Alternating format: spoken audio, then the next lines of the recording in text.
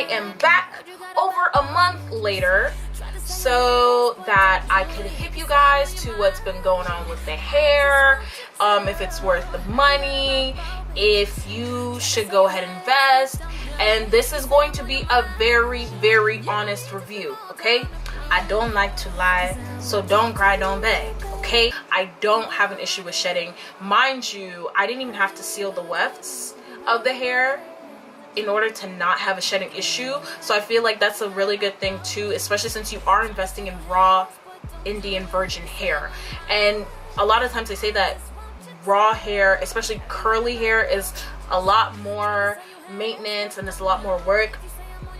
I've been my laziest with this wig.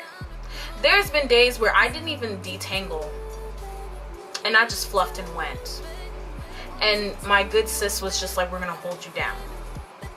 Okay, we're gonna hold you down.